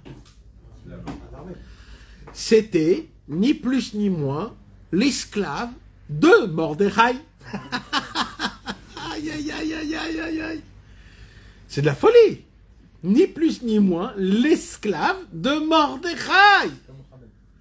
Mais Aman a trouvé le trésor de Yosef Hatzadik. Une partie, il est devenu riche. Alors au début, il se passe quoi? Au début, Aman avait signé un contrat avec Mordechai, parce que Aman, il n'avait pas de quoi manger. Alors ils ont signé un contrat, Aman et Mordechai. Et c'est où qu'ils ont signé le contrat? C'était dans son pied de Mordechai, dans la chaussure de Mordechai, la semelle, la savate. Et ils ont signé un contrat. Et Aman a signé sur Mordechai qu'il deviendra toute sa vie son évêque. Et Mordechai croyait qu'en faisant ça, il a anéanti à tout jamais Amalek. Et il répare la première fois où Shaoul, il n'a pas pu tuer Amalek. Et la première fois où Yaakov, il s'est prosterné devant Esav, le descendant d'Aman, Amalek. Alors Aman, il disait, en le rendant esclave, je l'anéantis, je répare mes parents. Mais Aman Amalek, c'est pas comme ça qu'on l'anéantit. Aman Amalek est devenu très grand et il a fait faire prosterner tout le monde. Comment on se prosterne? Avec les pieds. Il a dit, ah, t'as voulu m'avoir avec les pieds. Tu m'as signé un contrat, Mordechai. Sur ta semelle, je vais faire baisser tout le monde, ses genoux, tous les juifs devant moi. Mais Mordechai lo ichra velo ishtachave. Mordechai ne se prosternait pas. Mordechai, il levait son pied, il y a écrit dans le Midrash. Il levait son pied, il faisait montrer à Aman le contrat ancien, tu te rappelles, espèce d'imbécile. T'avais signé. Et ça, Aman, il se mordait ses lèvres. Mais d'après notre Torah, la Torah dit, s'il levait ses pieds, et quand on lève les pieds, on n'a plus d'achisa au peuple juif. Tout est dans la Torah de Rabbeinu, c'est Péléplaïm. Alors, il dit Rabbeinu, qui kara akum talui bashi prinat raglim kmo shekatuv raglea yordot mavet. Comme c'est écrit que les pieds, ils sont toujours, ils touchent le parterre, ils touchent la mort. Valken ikar tikun avodat elilim aliada. C'est la raison pour laquelle Mordechai ne pouvait pas anéantir totalement Aman. Il pouvait que l'énerver, que comment on dit le chauffer. Il pouvait le titiller, mais il ne pouvait pas l'anéantir. Pourquoi? Parce que Mordechai, c'est les mains. Les mains, c'est dans la Gdoucha, c'est très élevé, c'est très haut. C'est très élevé. Les pieds, comme les pieds, ça touche le parterre, ça se salit. C'est que les pieds qui pouvaient anéantir. Donc c'était que Esther qui pouvait. C'est pour ça qu'on dit Megillat Esther et pas Megillat Mordechai. Normalement, c'est une question qu'il faut poser. Non, ça s'appelle au nom d'Esther. Pourquoi ça s'appelle au nom d'Esther? Parce que Esther, c'est les pieds. Et c'est les pieds qui se battent totalement avec Aman Amalek. Mordechai, il se bat de loin. Il se bat de loin avec les mains. Mais Esther, c'est elle qui va se battre un vrai combat, mamage, où elle va rentrer dans la maison. Et il y a écrit que Mordechai, à la fin, il a reçu la maison de Haman. Quand Haman, il est mort, il a reçu la maison de Haman. Ça veut dire Mordechai, il est là au début, à la fin, mais au milieu, c'est Esther Amalka qui fait le combat. C'est Esther Amalka qui est là et qui dit, les enfants, il faut chanter, il faut danser, il faut être là. Valken Daika Esther. C'est la raison pour laquelle ce que Esther a fait, Beruach HaKodesh Nemra, la Megillat Esther, elle a été écrite d'après le Ruach HaKodesh. Af shebemet tikun avodat elelim ou gamken alede Mordechai kanal. Ça veut pas dire que Mordechai, il n'a pas une part de son combat pour anéantir la Avodazara. Bien sûr qu'il y a une part d'Avodazara. Ça veut dire qu'il y a des gens qui veulent faire juste comme ça. Et ils disent, voilà, bon, moi je fais ce que je peux. Alors il dit, Rabbeinu, c'est très bien ce que tu fais, mais là tu ne te bats pas contre la Avodazara. Pour se battre contre la Avodazara, c'est les pieds qu'il faut bouger, pas les mains. C'est les mains et les pieds, bien sûr. Ça suffit pas les mains, il faut aussi les pieds. Les pieds, c'est ça, ma mâche, qui te remue et qui fait faire tomber sur toi, sur ta neshama, toutes les couches d'Avodazara, d'Avodat Elelim, qu'on est là et qu'on supporte depuis tous les temps. Et c'est ça qui va enlever tous les dynimes de tout l'âme Israël.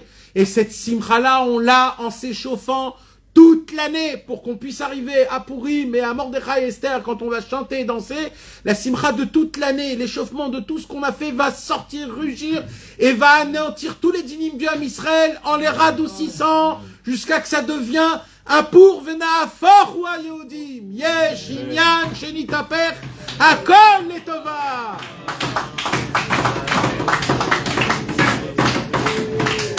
Shemir Nasadam, Shemir Nasadam,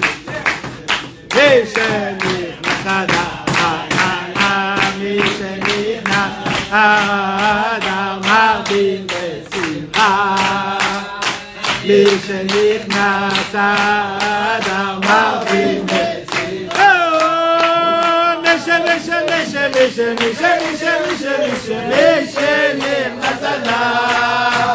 Michel, Michel, Michel, Michel, Michel, Michel, Michel, Michel, Michel, Nasana, Michel, Nasana, Marbin Besimcha, Michel, Nasana, Marbin Besimcha.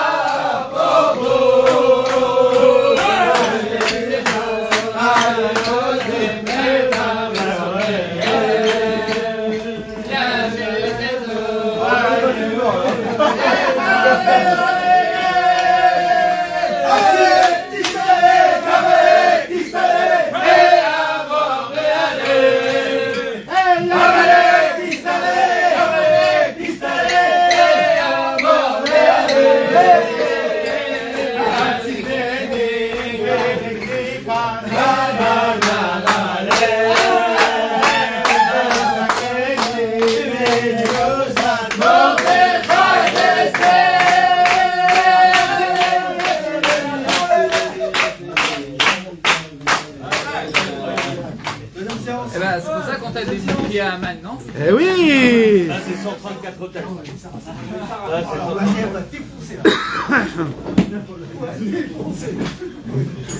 Notre ami David nous a dit un chidouche énorme. Énorme! Qu'est-ce qu'on fait quand on lit la paracha de Amalek? On tape les pieds, on fait comme ça! Parce qu'on anéantit les pieds, on fait montrer, on enlève. Chazak! C'est énorme, c'est énorme. Nous on croit que c'est pour Mais en vérité, c'est pour anéantir les pieds. Même à chaque fois qu'on dit Aman, on fait avec les pieds. C'est pas Stam Aïnyan. Et il y a aussi l'autre travail, c'est quoi? La crécelle, ça s'appelle? Ouais. La crécelle, c'est pas Stam, hein, mes amis, ne croyez pas que c'est Stam. La crécelle, c'est très ancien, très ancien. Il y avait les chassidim, les admourim, ils avaient une crécelle en argent, en fer. Et à chaque fois qu'il y avait Aman, il faisait avec la main. Il y a la main, il y a les pieds. La crécelle, c'est les mains et les pieds. C'est le sod de Mordechai et de Esther. C'est mamash un inyan qui est important. Je termine les dernières lignes. Ve'alken nikret ha-Megillah al shem Esther. C'est la raison pour laquelle la Megillah elle est appelée au nom de Esther. Parce que c'est Esther Amalka qui va anéantir parfaitement le inyan de la avodat et les lim, c'est-à-dire c'est les pieds. Ve'ainu de dafka Esther beruach hakodesh neemra.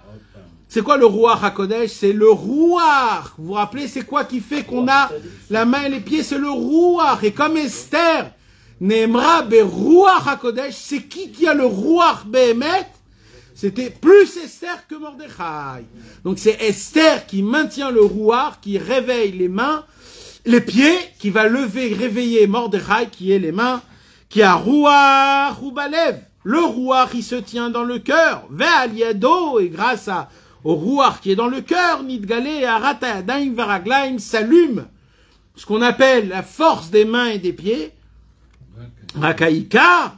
Tluya baraglaim bechinat Esther. Rappelez-vous que le Ikar, c'est les pieds. Les pieds, c'est Ezeu davar ama mido. C'est quoi qui maintient la chose?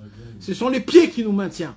Donc le Ikar, c'est de danser avec les pieds. C'est ça qui fait anéantir tout le mal de tout le Ham Israël, dans tous les niveaux et dans toutes les catégories, matériellement et spirituellement. Généralement et particulièrement chacun personnellement, on a la possibilité de réveiller Mordechai et Esther Amalka, que eux-mêmes ils font Purim. Purim, c'est quoi d'après Rabbeinu? C'est Pourra. Pourra, c'est anéantir la Avodah Zara. Mordechai et Esther, ce sont les mains et les pieds. Quand on anéantit la Avodah Zara, on chante et on danse. Alors on fait descendre dans le monde la Emouna, la Simcha, et grâce à ça, la Amtakat Adinim pour tout le Ham Israël. Jusqu'à que Mashiach y vient, Bimera, et Amen ou Amen. Et pendant ce temps-là, jusqu'à avant qu'il vienne, force et courage.